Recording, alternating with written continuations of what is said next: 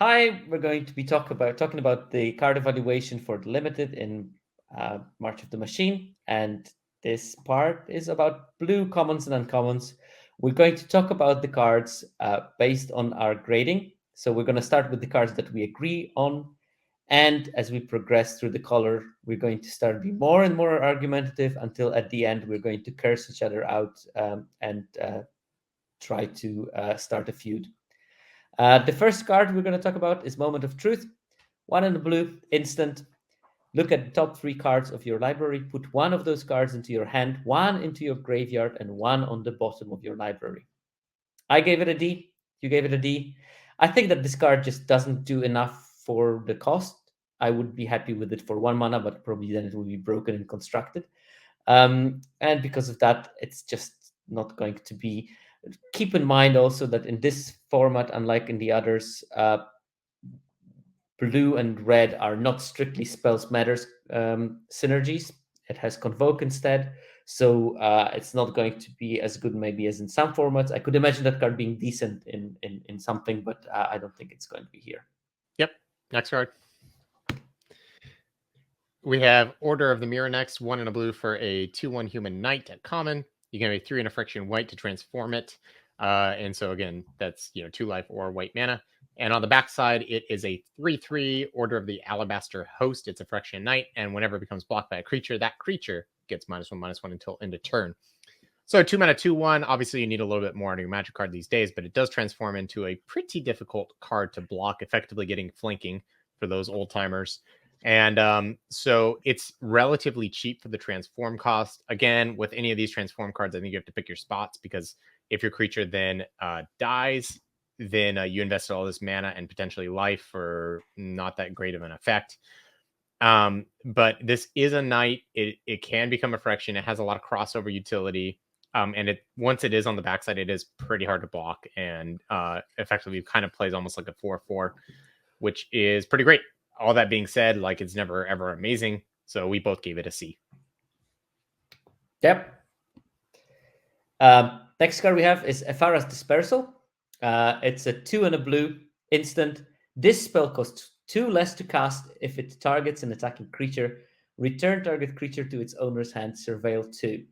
I gave it a C plus. You gave it a C plus. I like that card in a particular deck. The deck that plays tempo game, it's going to be great because for 1 mana you manage to bounce something that's attacking. Surveil 2 is not nothing. It also synergizes with a bunch of blue-black. Personally, I really dream of drafting a Karuga in this set and having a bunch of those as my early interaction, not to be too behind when all the spells have to be 3 or more in my deck, and companion Karuga. But that's a dream. But generally, I think the card is going to play out well in a deck that wants that kind of effect. So yeah, I give it a C plus. Yeah, the only quick note, I agree, C plus on this one. I think this card will be even better than it looks that it generally plays, because I think a lot of times players are going to play things pre-combat to be able to set up attacks. So we're talking backup, we're talking battles. They're trying to finagle everything. And so part of the problem with like these unsummoned type effects is that then they just recast the card after combat. But if you did everything pre-combat to enable the effect, they can't then redeploy that card till the next turn. So it makes this card even better. Yeah, and also 1 mana kills the incubation tokens, which is neat. Nice, yeah. Then we have Preening Champion, 2 and a blue for a 2/2 bird knight at common. It has flying, and when it enters the battlefield, create a 1/1 blue and a red elemental creature token. I made the mistake of, again, cards like Chimney Rabble, underrating them, just, having good rate. This obviously being 2 evasive power, plus the 1/1 means it attacks well, it blocks well. I think that matters a lot in this set as well. I talked about how I love flying and vigilance in this set. I hate Windrakes, but I love Windrakes that come with a 1/1. So, I mean, this card just looks like busted, even though it's so simple. So B- for this one. Yeah, I mean, this is the kind of a Windrake I really want myself. I give it a B minus on this. Okay, we have Invasion of Kamigawa, 3 and a blue, Battle Siege. It has 4 defense. When Invasion of Kamigawa enters the battlefield, tap target artifact or creature an opponent controls and put a stun counter on it, so it won't untap basically the next time it untaps. Instead of untapping, it will remove the stun counter from it. And it flips into a 2/3 flyer that has whenever it deals combat damage to a player or battle, draw a card, which is a great ability. I like evasive things that can draw me cards. I gave it a B minus. I think it's solid because it sets itself up for flipping. This is the kind of saga that you want to flip it, but the front side is doing a lot of help to let you flip it. And also 4 defense is not too much. So I think that it's worth giving opponent 4 life to get a 2/3 a 2/3 Ophidian if you're as ancient as me and you remember what Ophidian does. Um, so yeah, B minus for me. I think that I like this general philosophy of the invasions. I'm pretty sure we're going to be talking through the format about how different invasions allow for different strategies, and this one is particularly simple. It's an invasion that is designed to help itself flip, and I think that the flip side is good enough to give it a B minus. Yeah, absolutely, for sure. You have to evaluate these ones on the backside because you tend to get to the backside more frequently with them. Okay, next we have Temporal Cleansing, 3 and a blue for a sorcery at common. This has Convoke, so your creatures can help you cast it. And the owner of target non-land permanent puts it into their library either second from the top or on the bottom. Being a sorcery really hurts this card, but second from the top makes a big difference because part of the problem with these time ebb effects sometimes is that yes, you get rid of it, but it comes back soon enough that it still is a problem. And yes, it's always a 1-for-1, but this, maybe one of your creatures gets outclassed. So, I can see tapping a not so useful creature with it and, only spending 3 mana to get rid of something problematic, sets up nice attacks. And it's just going to be all around just a reasonable card with that. I do think, since we haven't seen many Convoke cards yet, in fact, this might be the first one. Convoke, I think, is really interesting in this set because in a way, it allows you to press your advantages, but tapping a ton of your creatures to set up attacks means you become vulnerable to your opponent's battles. And so there's a push pull with Convoke to trying to get out ahead quickly with it, or like, you know, interact with what your opponent's trying to do. But if you go too far down that direction, you actually like increase your vulnerability.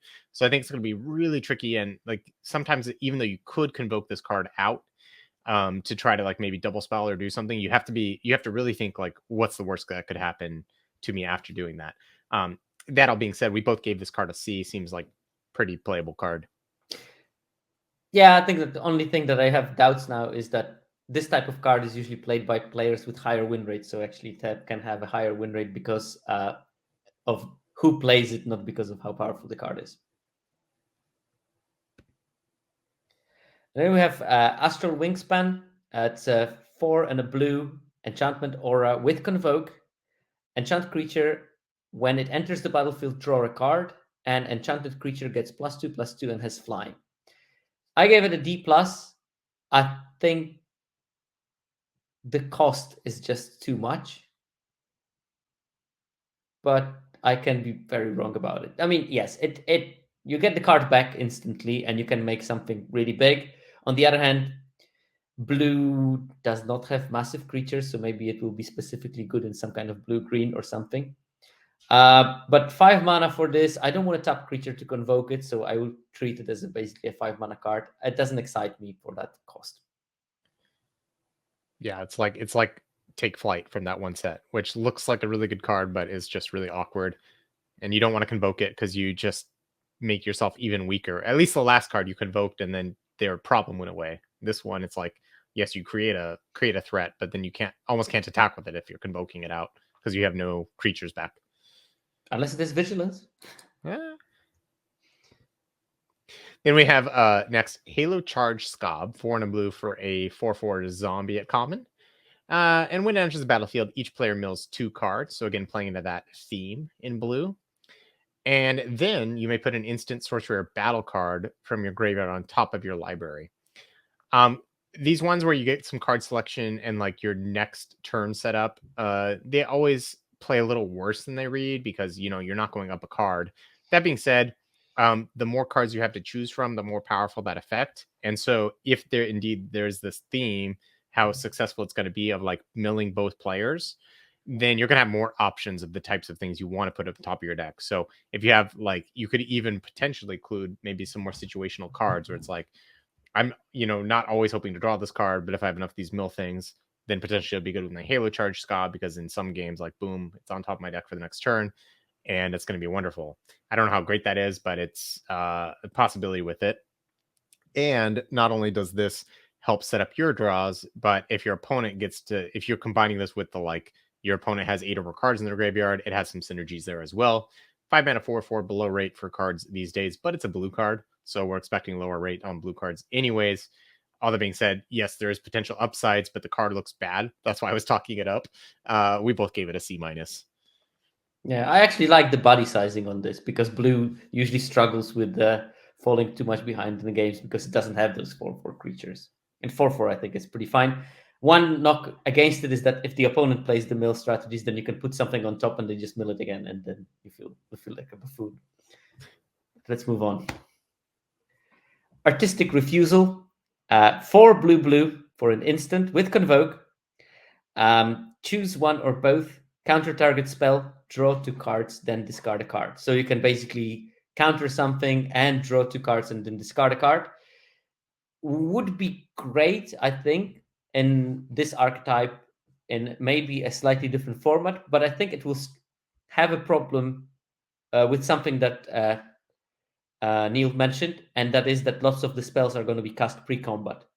This is a perfect spell to counter something post-combat, and if you will be put in this situation, you can counter something that is played post-combat by tapping 4 of your creatures and playing 2 mana. It's going to be feeling like you are an amazing winner, and it's brilliant. But I think very frequently you will have to keep 6 mana open to play it, and for 6 mana, even that effect is not powerful enough.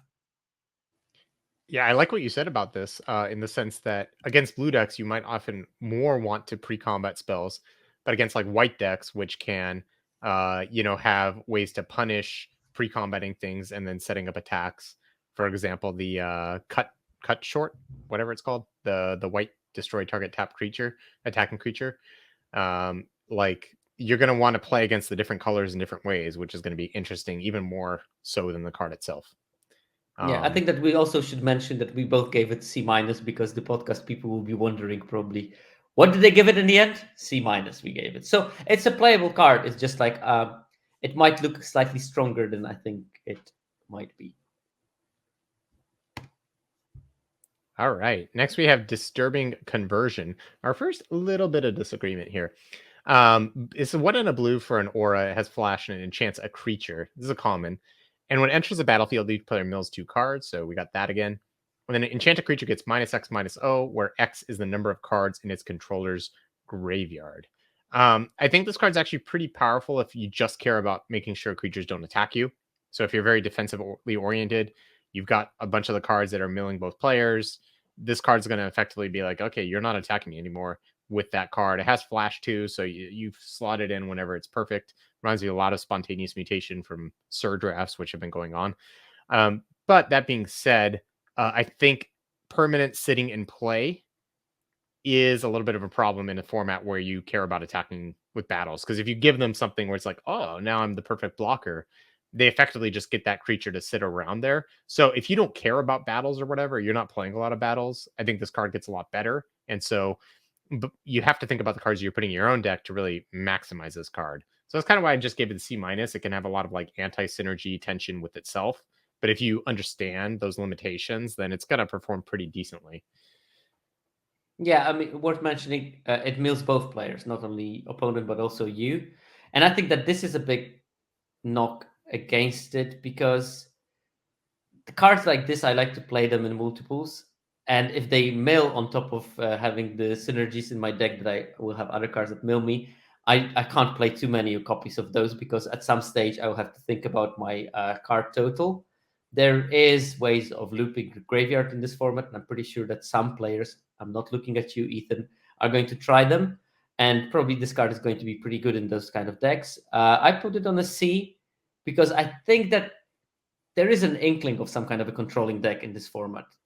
We're probably going to figure it out late in the format, but there is something that can do it, and this card is going to be probably played in it quite heavily. And I think if it will be good, then it might be on the C level. But I don't think that your evaluation is wrong in any way. I think it can be easily C minus or even maybe lower if the controlling archetype doesn't pan out.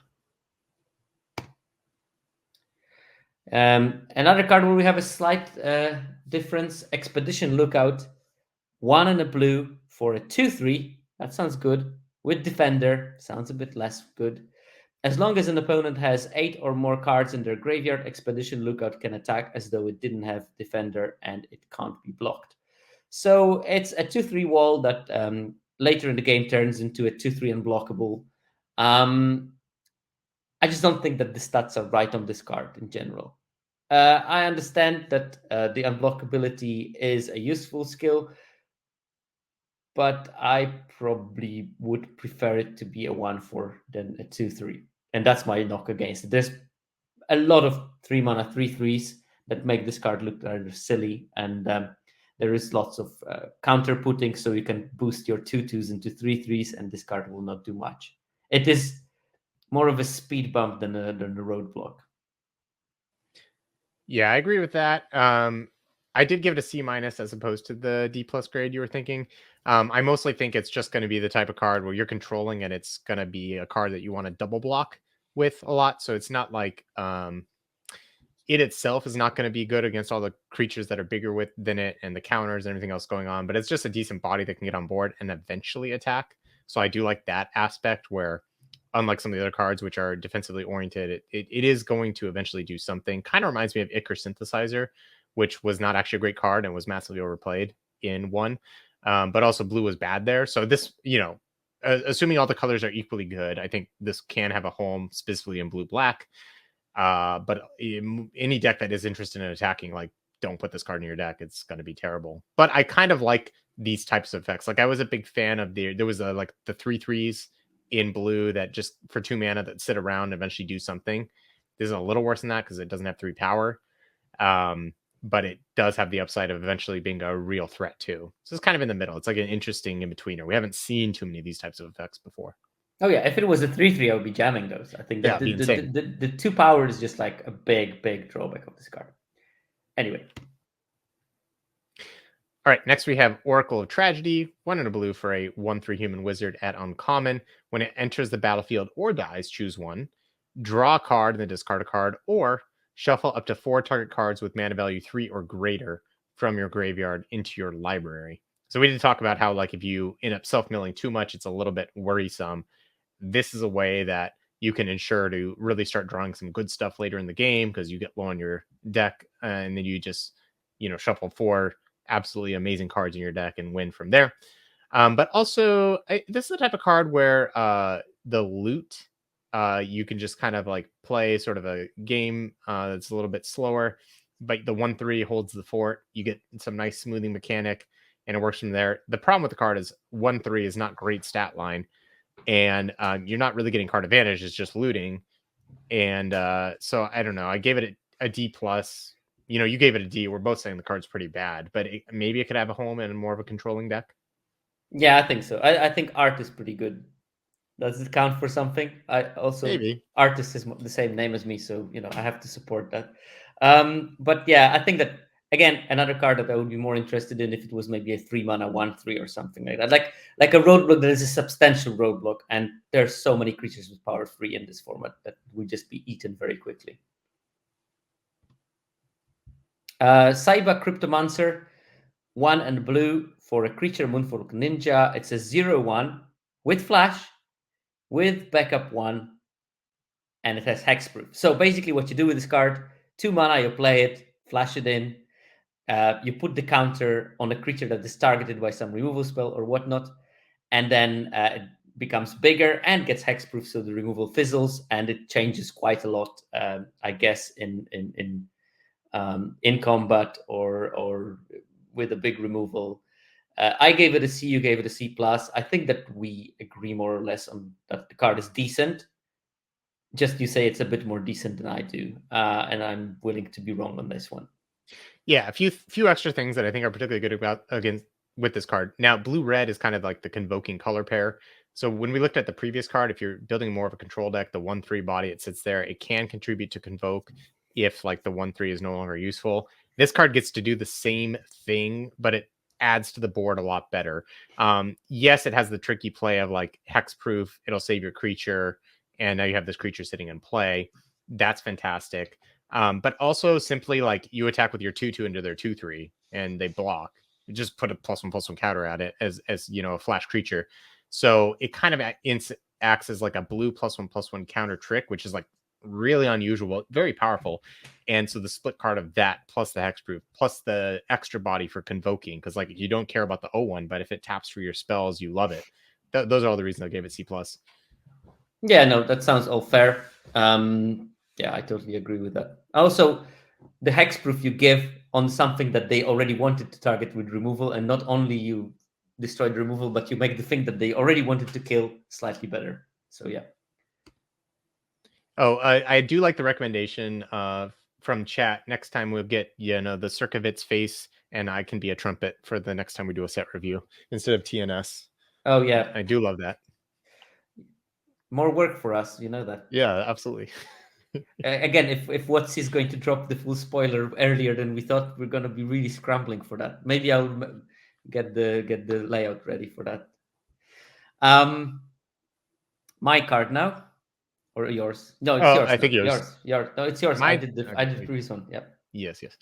Skyclave Aerial. See, I was just trying to avoid saying another double face card. Skyclave Aerialist, 1 and a blue for a 2/1 Merfolk Scattered uncommon. It has flying, 4 and a Phyrexian green to transform it. I activate only a sorcery, of course. And the backside is a 2/4 flyer Phyrexian Merfolk Scout. And it says whenever this creature transforms into Skyclave Invader, look at the top card of your library. If it's a land, you may put it on the battlefield. If you don't put it on the battlefield, put it in your hand. So basically, draw a card or put a land into play. So you're always getting a card off of this, and it's a 2 mana 2/1 flyer. I mentioned how I don't love Windrake, but I do love two power 2 drops that fly because it just puts so much pressure on the game. And this one on top of that, like turns into something that attacks and blocks well too. If your opponent gets flyers and draws a card, like that's just doing so much. Now, that being said, it is like a lot of mana to turn into something that doesn't actually hit any harder. So the fact that it goes from 2/1 to 2/4, that's the only reason like I'm like I don't think it's like incredible. So that's why I didn't quite get to I gave it a B-, you gave it a B. Like if it transformed into a 3/4 and gave you that card back, then like whoo, we're looking at it and getting some extra power. So it just was slightly under for me for that B level. But I think we're kind of saying the same thing. Like this card is pretty pushed.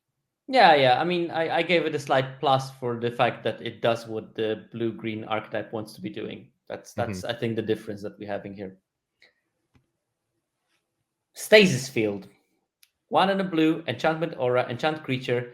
Enchanted creature has base power and toughness O2, has defender, and loses all other abilities. So it's Kasmina's something, but instead of a 1/1, you get an O2. I gave it a D plus optimistically. You gave it a D. I optimistically because I think that it's important that it has 0 power compared to the previous iteration of this card that had 1 power, which is bad because it still contributes to combat in a meaningful way. I think that the 0/2 is an insignificant enough body that it actually is fine.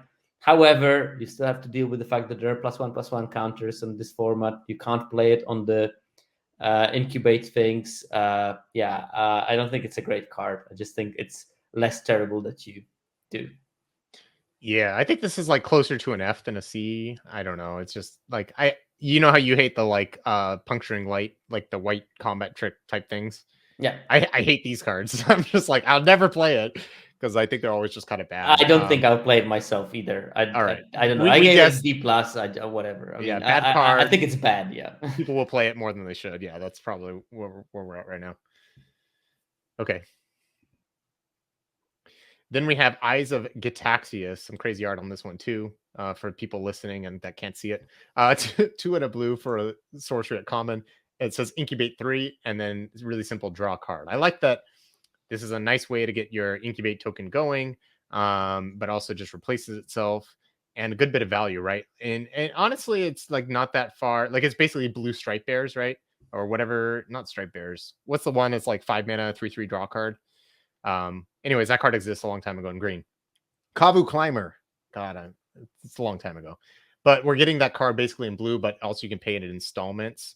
And it's unusual for blue to get something like that big, and then on turn 4 you could turn it, and it basically that creature has haste when it attacks right away. It just does a lot of like nice little things. I don't know if it's that synergistic with what's going on in blue in general. Like I don't really get the theme of this card because it generally, like the other cards, care about incubator tokens more, I think. But overall, it just seems like a pretty nice, piece of value. I think NCAA described it nicely as Packmate at home. It's a 5 mana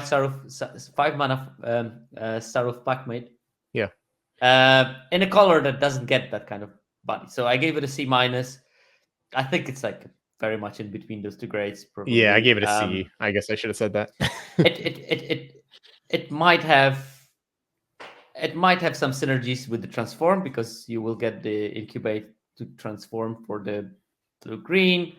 It does a bit of everything. Okay, there it is. I was trying to figure out like why does this card exist? You're right. It's a blue green gold card. That's the reason why, because it powers the transform activations. Because I was like, blue red spells is not in this format, so I was very, very confused. Well, but blue red artifacts.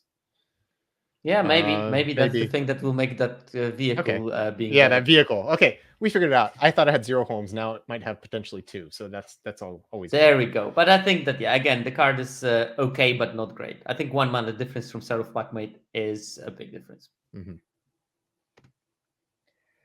Furtive Analyst, 2 blue, Human Wizard, 1/4, Vigilance, 2 tap, draw a card, and discard a card. Okay. I gave it a D, you gave it a D+. I think that the card has a body. 1/4 is blocking well with the 3 power creatures that I talked about. But the ability of looting for 2 mana is not great. And also 1/4 Vigilance does not attack that great.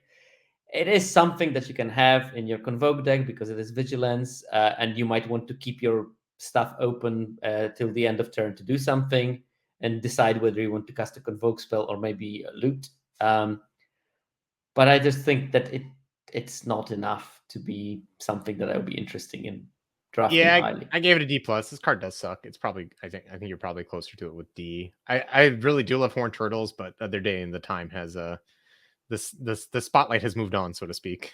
Yeah, I'm more of a 2/5 creature person, but they're both bad. Not for the right reasons. Our next one is Xerix Strobe Knight. 2 and a blue for a 2/2 human knight, and uncommon. It has flying and vigilance, so just 10,000 windrakes in the set. But also it has a tap, create a 2/2 white and blue knight creature token with vigilance. Activate only if you cast 2 or more spells this turn. That is a lot. Like 2 spells is setting up a lot. And also it's not talking about instant sorceries, right? So it could be literally any spell. The nice thing is blue does have like it pairs with convoke things, though this you have to tap to make the 2/2, so it's a little awkward that you can't like use it to help you cast the spells to then tap it to make the 2/2. But I think this does give you enough value because you don't need to make too many 2/2s for this card to really pop off. And you need to make 1 and you're in a good zone. Exactly. Yeah. One is good and like 2 is great. So that alone, I think it does a lot. I give it a C+. You were thinking, hey, we're gonna be able to double spell a lot, so maybe B-. And I think especially in the Knights deck, right? Because this is a Knight where you're gonna play a lot of like 2-drop on turn 4 and then make a 2/2. That is nasty. So I could see it being closer to B- in the right home. But in your average deck where you're just kind of like playing along the curve, it's not going to be anything special. I was also thinking a bit about the Convoke deck and the top creatures draw 2 cards and then allowing you to double spell at some stage situations. But yeah. So maybe like at the end of the turn you can tap some creatures to convoke the draw 2 spell and then flash in the aura that gives -X, -O, and then tap and make another knight. That kind of stuff. I do find it funny. It's a vigilance creature you never want to block with, but it's just because you want to tap it to make a 2/2. Yeah. So that part's pretty funny. But again, we're pretty close on the evaluation of this one. So yeah. Talking of which, Meeting of Minds, 3 and a blue for an instant. It has Convoke, draw 2 cards, very simple design. I gave it a C, you gave it a C minus. I think that, yes, Divination is not as good as it used to be. I think that this version of Divination is pretty good because you can fit it on your mana curve much more efficiently because you can sometimes pay 2 mana for it, sometimes pay maybe even 1. Um, and that is a good effect. It sort of reminds me of the Ikoria version of that got discounted if you had a human-ended dinosaur. I mean, non-human, but always was a dinosaur somehow. And then you can cast it for 1 mana, and that card was very good in fueling those kind of decks. It also, like, this is a Dave Humphries set. Dave Humphries knows how to make those tempo archetypes, and I'm hoping that it's going to be decent. Yeah, this card does all the things that like doesn't do the things Divination does, which is like smooth your draw, unless you already had a creature in play to be able to, but you don't want to tap it really at that point. But I do like that it's kind of pointing to this blue deck where you kind of like just like dump things on the board and eventually like you could have a 0 mana draw to at the end of your opponent's turn, which is kind of like sick, right? Because you're just like play all these things. Okay, you're not doing anything. Now I'm ahead a card on the meaning of mine. So I do like that part. I think it's very deck dependent. I'm probably gonna take this card like it's an A minus because it's just so sweet.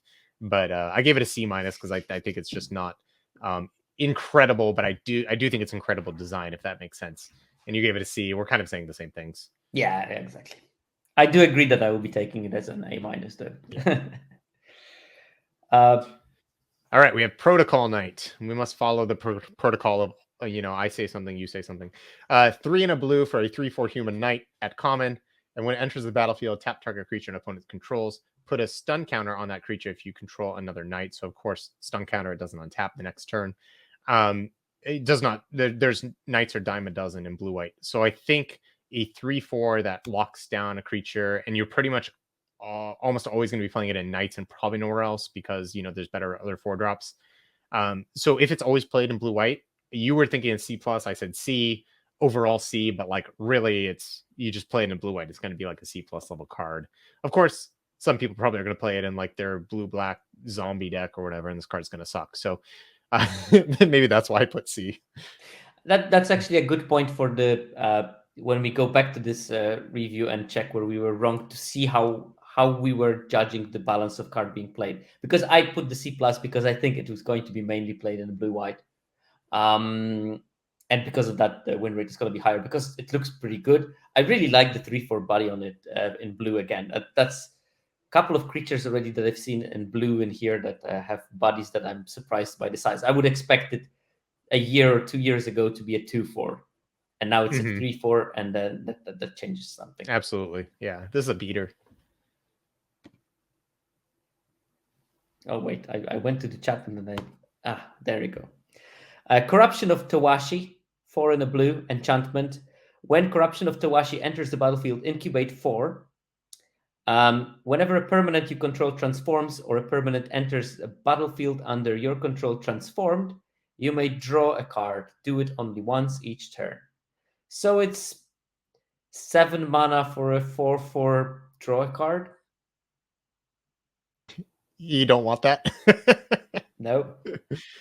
I guess if you have a deck that is really hard on transform and also that wants to have a 4/4, then you can play it. I don't see that deck. It would have to be like I don't know where it would fit really. So that's why I gave it a D. You gave it a D plus.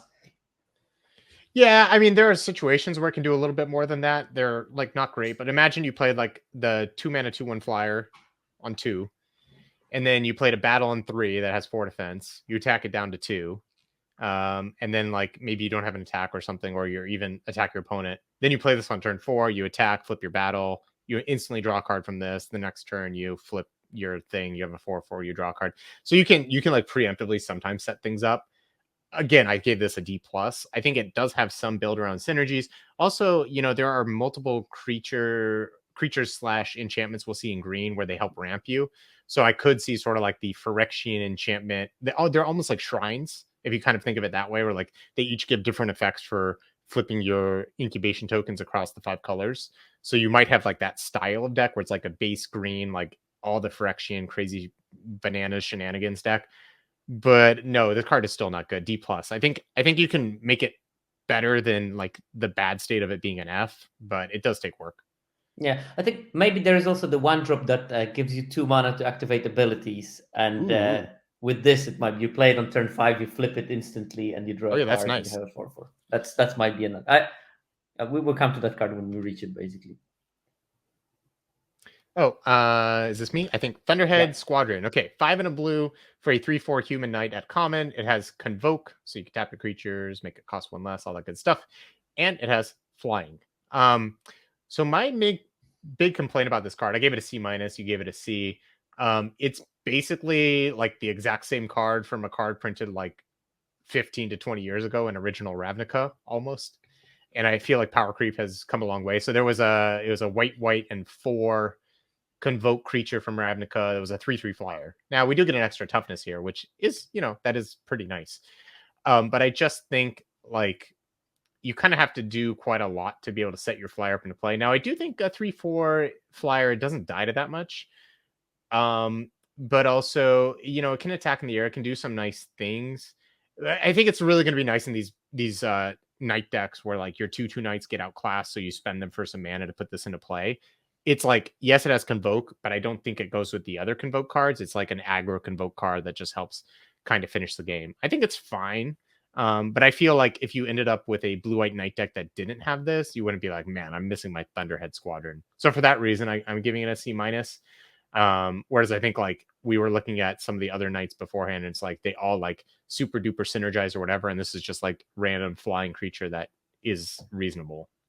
yeah. I think I bumped it by a half grade compared to you because of the flying being slightly more powerful. But that's it. I Yeah. also see it as a night card rather than Convoke. Although I'm pretty sure there's going to be some turbo Convokes that play it as a sort of their version of Tolarian Terror or something. A much worse version of Tolarian Terror, I might add. But yeah. Oh, talking about terrors, Tidal Terror. 4 blue, Octopus, 5/6. Whenever Tidal Terror attacks, you may tap 2 other untapped creatures you control. If you do, Tidal Terror can't be blocked this turn. Island Cycling 2. You gave it a C, I gave it a C minus. Yeah, big dumb finisher for some kind of Convoke deck, probably. Island Cycling is the thing that makes it from probably a D level into a C level, because ability to convert it into a land when you need it is great, and that's why I gave it C minus. Do you see some extra upside why you gave it C? My the only half grade difference I see is that it's sort of the battle flipper.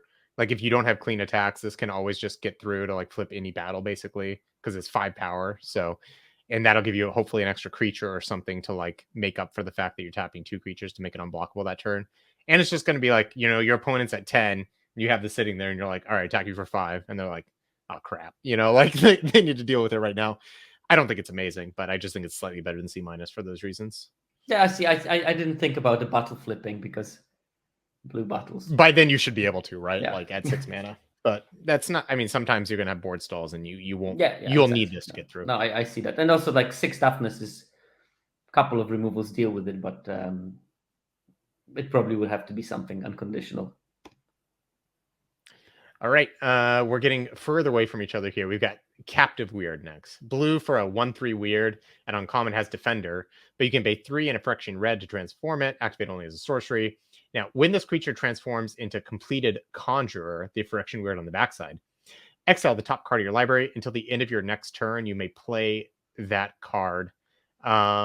This card it's one of the few transform cards where I'm happy to do it on curve, which I think really changes the nature of the game. Like play this on 1 and then on turn 3, flip it. I don't really care what the card is unless I literally can't cast the next turn, but flip it and attack for 3 right away. And like, that's like already pretty nice. And then you have a whole extra turn as long as it costs 4 or less so you're just up a card, right? Like I feel like that's just really strong. And then if you draw it later in the game, like whatever, you can just play it as 5 mana effectively. You don't even have to pay the life necessarily. So it comes down, and if you have other things to do, it's a cheap 1-mana creature that powers out Convoke. So I mean, I think this card's just an all-star. I gave it a B. It does so many different things and seems really, really good. Yeah, I'm looking at it, and yeah, I definitely would bump it into at least a B minus. This is basically this is Cyril's Packmate. It's like You expressive pay iteration, but you as a pay four creature. mana, you pay 4 mana and 2 life, and you have a Cyril's Packmate. The only thing is also it has sort of haste. Yeah, and it does. I mean, it's Cyril's Packmate, where it's like you don't really draw the card. You have to use it Yeah, right yeah, away, but but it's it's not far off. yeah, it's not far off. I think that it's better than I thought. The only that I don't know if I would be feeling comfortable blocking with it in the early couple of turns because I would want to make sure that I accrue all the value. But yeah, that's Oh, people are definitely gonna like jump block check on this one for sure. They've got a 2/2, it's slamming in every time. And you're like, yeah, ah. exactly. But yeah, I mean, definitely a solid card. I think C plus was maybe too low for me. Almond Hawker. That's another card where we have a slightly bigger difference. Blue for a Cephalid Advisor. That's already half a point extra for Cephalid type. It's a 1/1. Tap, add colorless and blue. Spend this mana only to activate abilities. I gave it a C plus. You gave it a C minus. I think that this is a very key synergy piece that you will be able to get for your decks on synergy. Play it on turn 1. On turn 2, you can do something that incubates and instantly flip it. And you can basically, every single time you play something with incubate, you can tap it to flip it, which is great because you can. I think my main problem I have with incubate as a mechanic is that the 2 extra mana is a real cost, and when you have this one on the battlefield, it stops becoming a real cost. Now, obviously, I'm talking about the fairy tale scenario when you have it in your opening hand. It's not a great top deck, but I still think that those kind of green blue transform decks are going to be quite mana heavy, and you will always find some way of using that extra 2 mana. So I think that it's going to be there's mini combos like there is the 2 drop that pumps +2/+2 for 4 mana. With this one, you can of course pump it much cheaper, which creates interesting combat scenarios and makes your 2 drop as a sort of 2 mana unblockable 2/2. Um, yeah, I think that it has enough synergy that it will be a good C plus. And I think that also people will figure out that you need to have a lot of activated abilities to play this card in your deck, which will increase its win rate because it will be played in the right decks more often than not. Right. And I gave it a C minus. And honestly, I just I'm like the person you're saying sleeping on it because I just didn't really get it. I was like, what's going on with this card? And you perfectly explained it. And I think it's because also it adds colorless blue, which sort of like, yes, that's 2 mana for your incubation, but you think of like the 2 generic mana for the flipping, and so I was just like, what's colorless blue and what's going on here? And it's a cheap creature that in blue you can convoke with, so I could see it in like blue green or blue black if you have enough of the Phyrexians to flip. I think it's kind of like it is going to be a C plus level card, but you also like really need to be in that lane, so you want to take it later.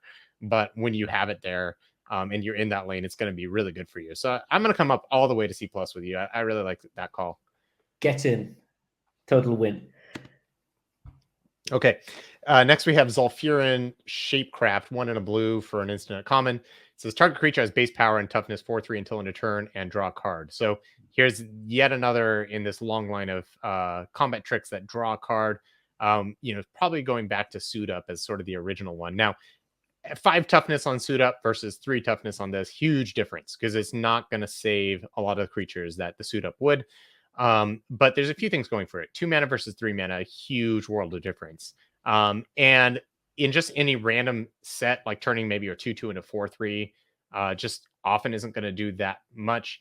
And if the creature was just going to trade, like that 4 power to be able to trade and you draw the card, isn't enough for me because it ends up being very tempo negative, and you can't afford to spend a bunch of mana to then just trade with your opponent's card. But the more I thought about this card, like we have +1/+1 counters running around.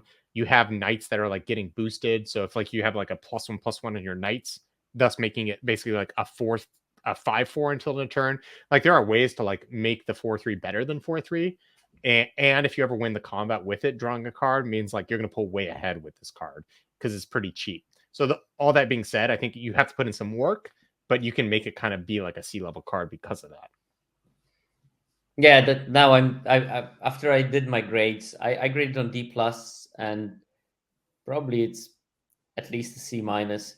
The card that I'm thinking about working well with it is the Furnace Gremlin, the 1/2 that when it dies, it incubates for its power. I think that that's a good combo with this card. Oh yeah, then of Um, course, Chad is making the great point that with incubate tokens, it's broken because they're zero zeros. yeah, it's just So like yeah, there is some of them in blue, but there's maybe not not too as many. many But as you're of gonna the play white another white. color, Yeah, right? yeah, exactly. That makes sense, So obviously. yeah, I mean, yeah, I think that I think it's gonna be draw a card on a 2 mana spell that has an actual impact on the game cannot be that bad.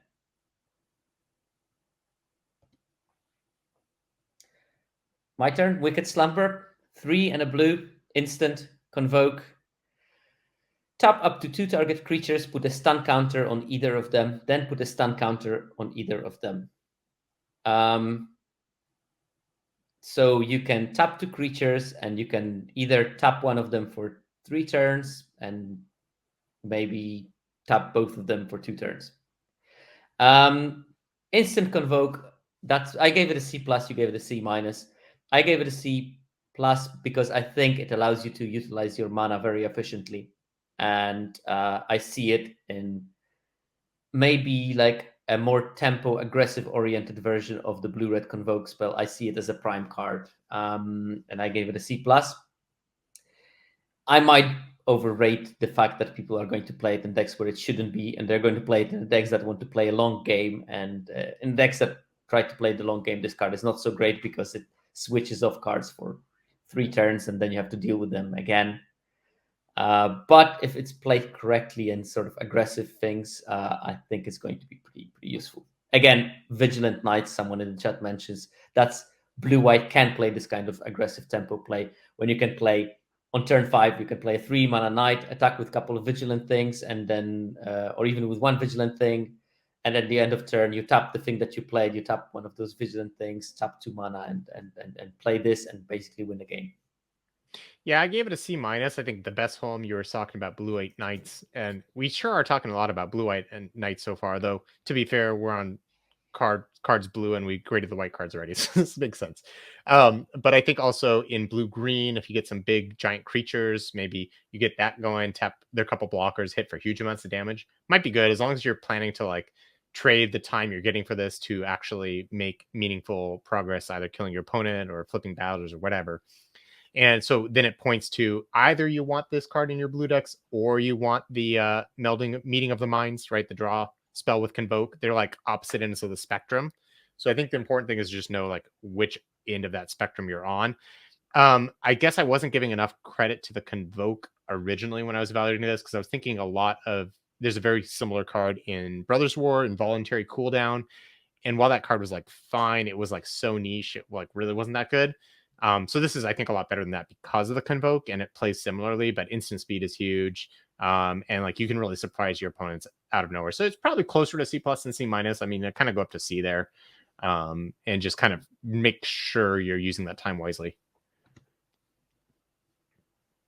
Oh, next we have Assimilate Essence. 1 and a blue for an instant at common is a counter target creature or battle spell unless its controller pays 4. If they do, you incubate 2. So these counter spells, these types of things are like pretty interesting.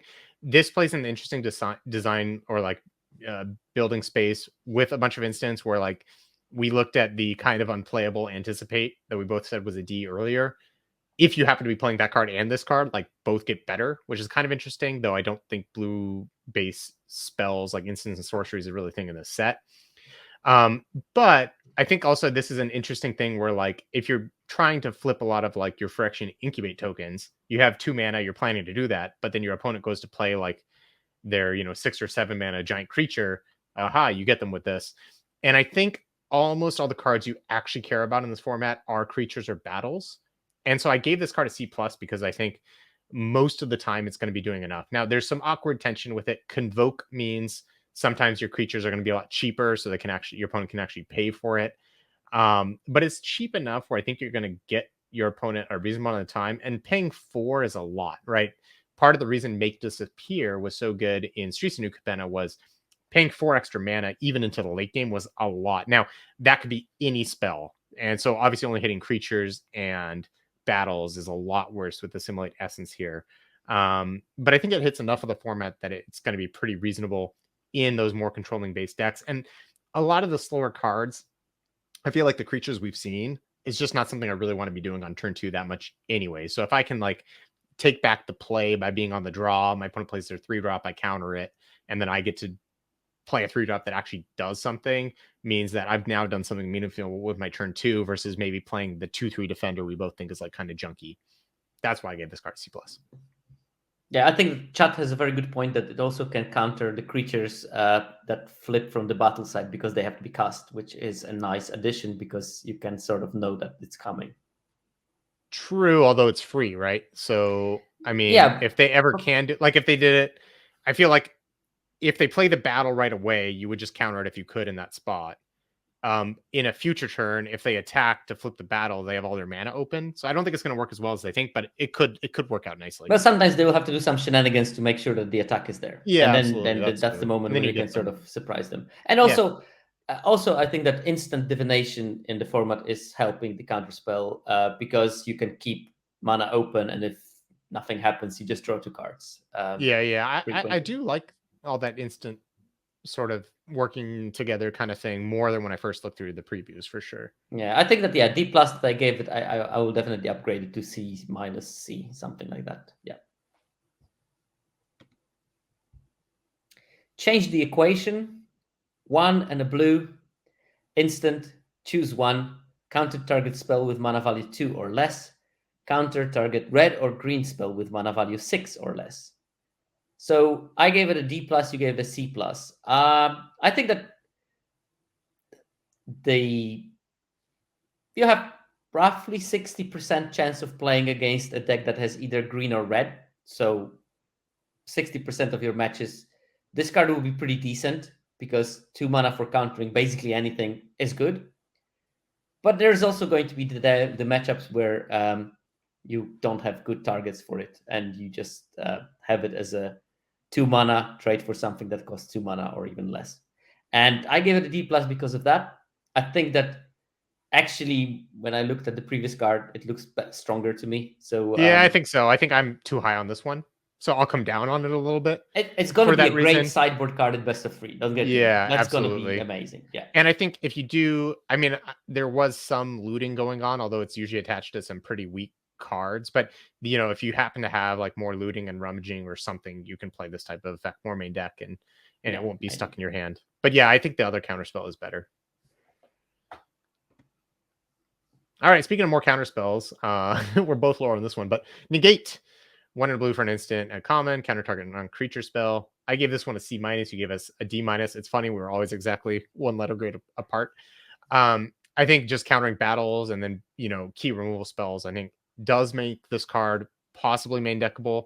If you have something where it's like you're always going to be fine in terms of the board, and your creatures are going to be good enough, that's fine. Now I do worry because oftentimes the thing about negate is as long as your board is stable, you kind of feel safe because your opponent can't do anything to punch through or mess with you.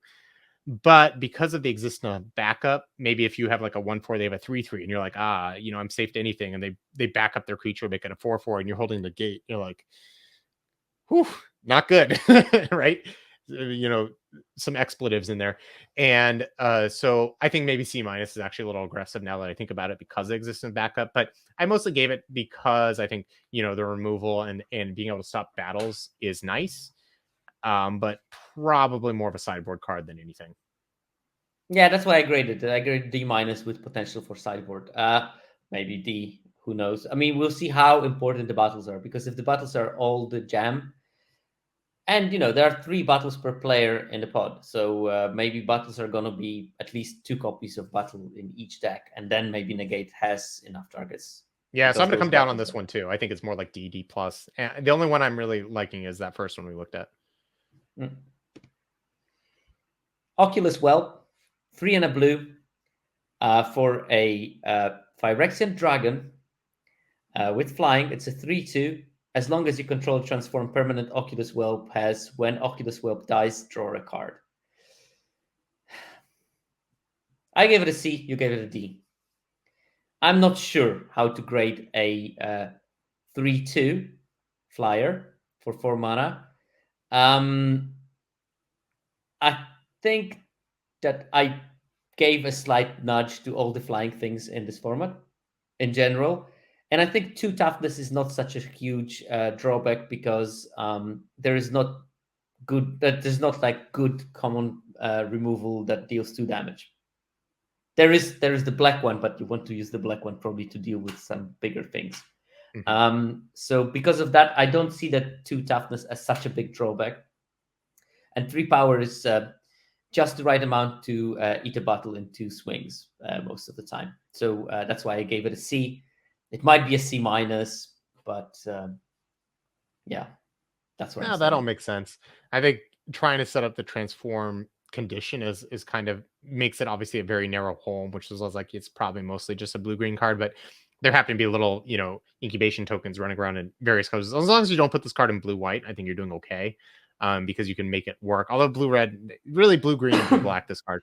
But I think I just had like a negative reaction when I look at it because literally Talus Lookout from Dominator United was this card and required literally no setup. Now that card was busted.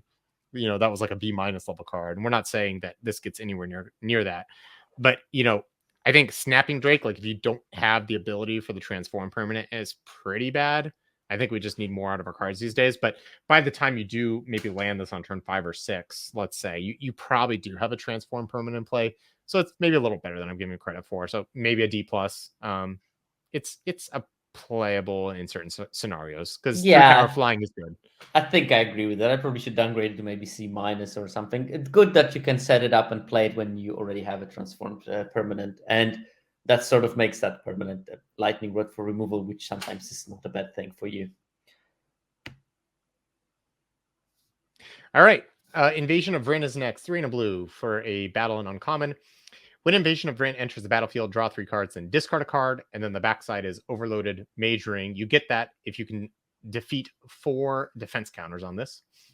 And the backside is an artifact. You can pay 1 and tap to sacrifice Overloaded Mage Ring to copy target spell you control. This card's a lot worse because I didn't read the sacrifice part until just now. I thought it was completely busted, which makes sense why I gave it a B. Now, getting to do this one time, that makes the card make way more sense. But even so, it's a sift when you play it. So drawing 3 and discarding cards, kind of what you expect for 4 mana. Now it's that'd be a little below rate these days because it doesn't impact the board. But the backside of being able to copy any spell for only 1 extra mana means that you're getting a 3-for-1 on the front, and then eventually when you flip it, because it doesn't help you flip it, you can copy something and hopefully something pretty good because it's not that much extra. So if you pay, if you play a 5-drop and you have 1 extra mana, then you get 2 copies of it if it's a creature or 2 removal spells, whatever it is. And so I could really see getting a ton of value off of the Overloaded Mage Ring. And so I don't think it's a B because it's not repeatable because that'd be busted. But I still think it's probably like a B minus, even though the front side doesn't help you flip it. Yeah, no, I don't question the benefit of paying 1 mana to copy any spell because the fact that you can copy permanent spell is quite big. I would have liked that card much more if it had flash and the battle side because I don't like the fact that you have to play a sorcery speed something that doesn't do anything. Mhm. I mean, it does something, but it doesn't contribute to the board. Yeah, I mean, just cards that just draw cards are, notoriously bad these days. So that does knock it down. Maybe it's a C plus, but I think But we'll have to I see. can see higher than C minus. I mean, maybe a C or something in my case. Our grades are slowly converging. Yeah, but that's the whole point of set review when we're convincing each other and listening to arguments from both sides and getting in there. Well, But okay, so that's a good question. So, what do you think about this compared to Meeting of the Minds? So, some people are asking that in the chat. So, the Convoke just straight up 4 mana, draw 2 cards. Would you rather have that, or would you rather have this? I think depends on the deck slightly. The problem I have with this card is that the decks that I see it in that want it are the control decks that play a long game and then See, I don't think at a that's certain true. stage overtake by value and win, and then this card becomes a slightly win more kind of thing. That's how it works in my head. Hmm. Yeah, I mean, I agree if you're going to put this in a control deck, but I think control decks don't want to spend a bunch of time to draw a bunch of cards and discard a card because you're already losing on the board. So, like, I think in actuality, you play this in like an aggressive deck to refuel, and then hopefully hit it right away. You get the overloaded Mage Ring, and then you play something that like really messes with your opponent and copy that spell and then just like nail in the coffin at that point because you've drawn in the cards to find the card you want to copy the one time. So maybe the fact you only get it once means the game's over. So we'll see. But I think I would much rather play this in like a white blue Knights deck almost than Hmm. some blue black control deck, which is kind of the opposite of what it looks like. Yeah, but my problem with those kind of decks is that I would think that the things that I copy in that deck are a bit too small ball, and then I'm not getting that good value from the ring itself. Maybe, but what if you copied the convoke tappy thing? Where you like tap two things and now you tap four things and like the game Okay, just yeah. ends on the spot, you Yeah, know? no, I think maybe even the 3/4 flyer with Convoke Yeah, might yeah. be a decent thing. Okay, yeah, well, we'll see how it Okay. plays out. We'll see how it plays.